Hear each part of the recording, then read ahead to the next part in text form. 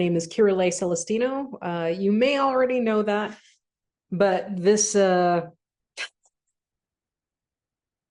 cannot tell you how much I love to teach. And this is just one of those situations where I'm just going to go.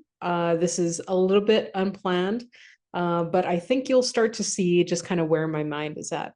Let me flip to another screen here. This is curriculum. I have been working on a list of things that I can teach for, boy, since 2003 is probably the first list that I ever started. But what I'm going to do is I just picked number 49 and I noticed that it has many parts, but I think we can get through this rather quickly. One of my personal passions is to teach people, to teach people, to teach people. So I'm going to talk to you about number 49. Again, just doing this slightly haphazardly. I'm only going to be showing you this one screen and hopefully this mouse that you can see. Okay, so real change versus fake change. And let's just define this slightly. So change in simple means there is a discernible difference. This is not a dictionary definition. This is just a real easy way for you to understand what change is. So change in itself is a discernible difference. So what we're talking about is really the difference between real versus fake. So real in this sense, and I'm not going to define real. We get into some pretty funky areas of life when you start to define what is real. It really depends on the type of topic you're talking about. But in this case, when we say real change, we are saying there is a discernible difference that endures without, babysitting is the word that comes to mind, a discernible difference that endures without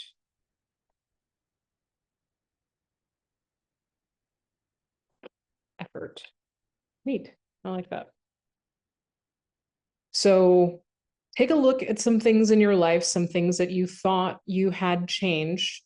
And is there a significant amount of effort that needs to be done to keep that in place? I would submit that you consider that significant effort would mean that a real change has not yet happened, but you have decided the kind of positioning that you would rather, but a lot of effort is needed to put it in place. There may be some good results in some other areas of life because of the new positioning of whatever it is, but the change is not complete yet because you're not able to take your hands off of it. And there are a number of reasons why that may need to happen. But we're going to go on. Let's just talk about what fake change is. So let's talk about fake change.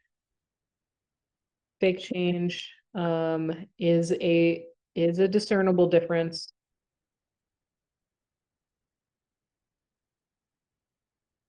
that requires either and or no, either internal or external effort to retain. I was looking for a more standard definition or term than retain, but I really like the word retain because we use the word endure here, but retain gives a perception of over time, right? So the effort is continual. This means that if someone moves away, if the reason that the change was discernible is from a person who is external to you, meaning it is not yourself, it's someone else, if they move, then that change, that discernible difference, may also move. If the external effort changes their focus and they're no longer expressing some kind of motivation, force, comment, if they are not there to do that for you, then the change that you had experienced, whether desired or undesired, that may go away. So how good does it feel over time to have someone else be the reason something you want in your life is retained? It may be welcome for a short period in time, but over time, it may become very decidedly unwelcome that that person be the reason you can do a thing. And I'm not going to go into too much conversation about that. Really just wanted to define it a little bit. So change insists on individual empowerment. So, and in this instance, we're talking about real change. Real change insists on individual empowerment and personal participation, because the second the reason for change, the reason that it's able to endure is external or continual, requires internal.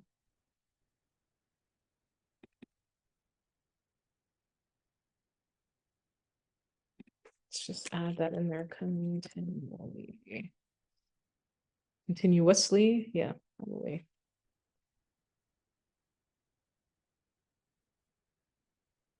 Okay. Does that make sense?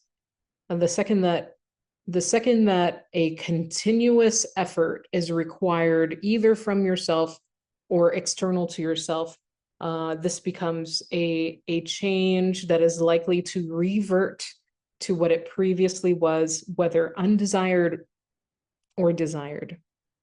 So without empowerment, constant involvement is needed. I should have read this before I started walking through it, because that would have made it a little simpler to get at, besides just teaching from the top of my mind. So looking at this in an outline style, and I know this is not a proper outline, this is just the way that when I had recorded it, these would be sort of main points. As you can see, they are the main points on the top of my mind. So real change versus fake change. Real change will insist on individual empowerment and personal participation. Without empowerment, constant involvement is needed. External control is a kind of constant involvement. This could be some kind of structure, whether it's a daily structure or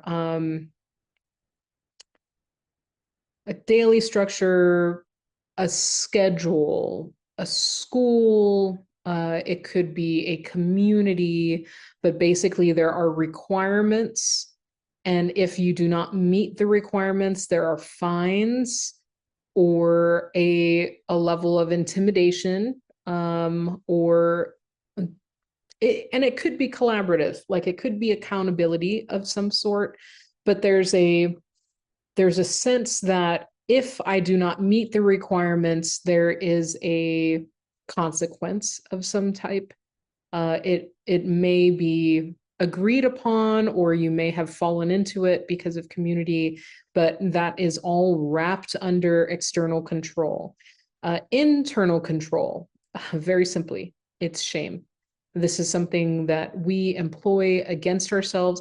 I don't really know another method that we use internally to continuously put pressure on ourselves. I really do think it boils down to shame.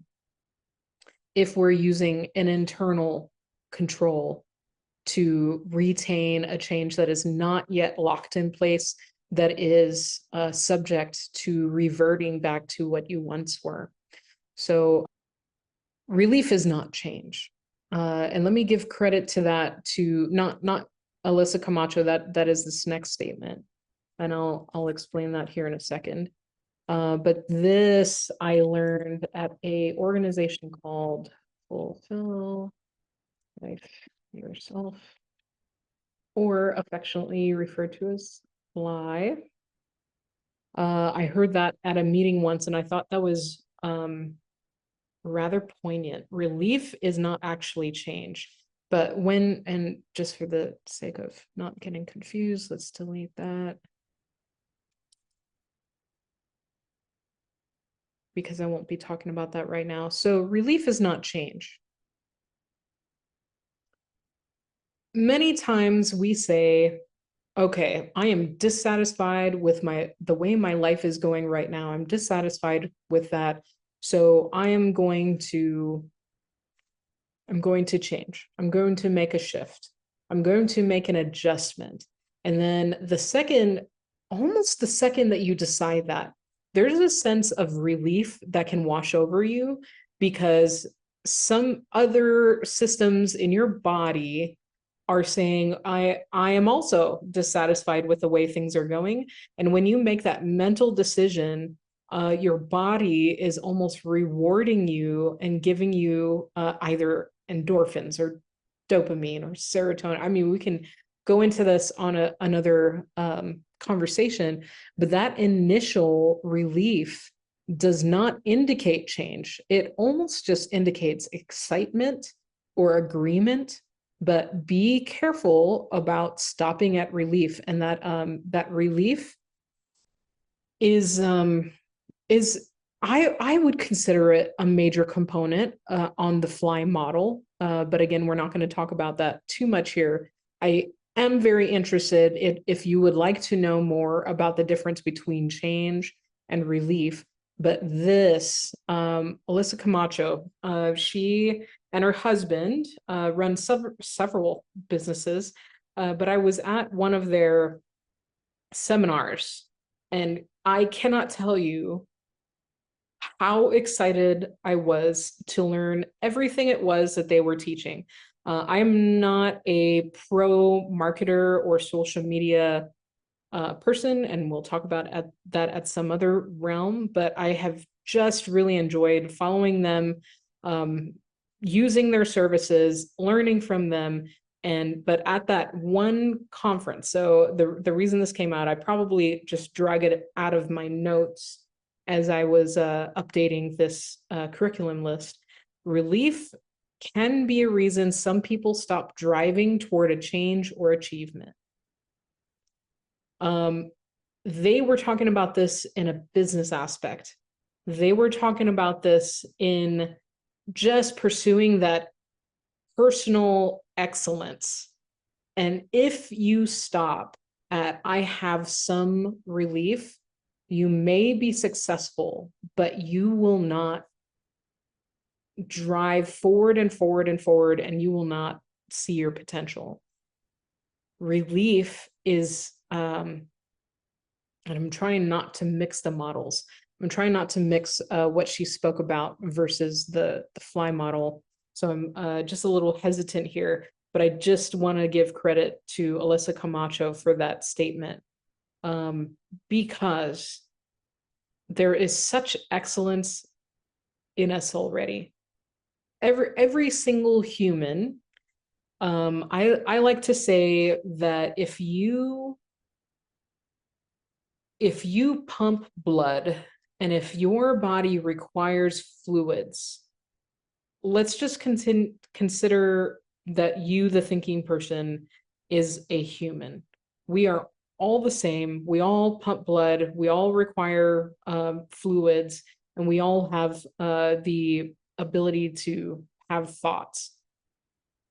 Every single human grabs from the same toolbox of traits, human traits.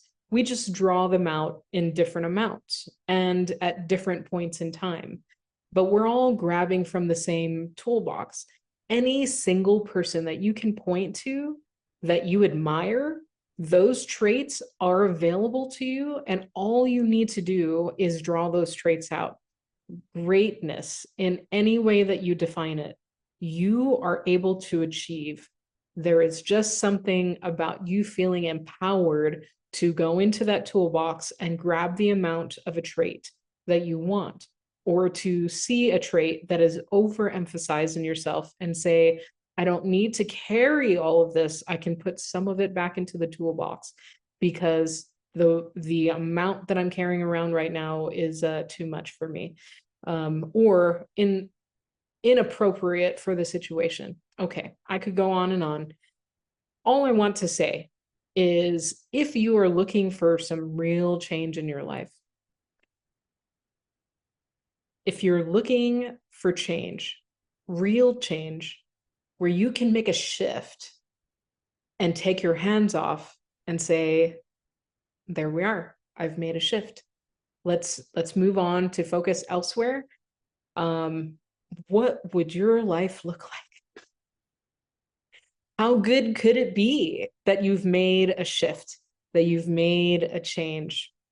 How much faster could you go because you're not needing to keep one hand here and your elbow in a certain position, and then you're trying to go fast in another direction? I mean, this is pretty awkward, but if this motion is what you require to be able to keep something in a certain position in your life, you can't go fast. You need both your hands, you need all of your posture, and you need to go in the direction that you want to go. So when you make a change, you want it to be effortless in the end. Once a change is made, you want it to be effortless. How do you get there? Boy, this is my favorite conversation.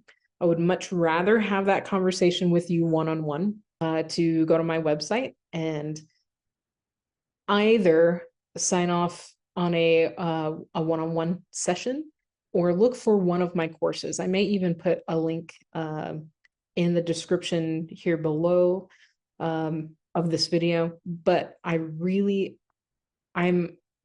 is my pleasure to be around people as they start to define where it is that they want to go.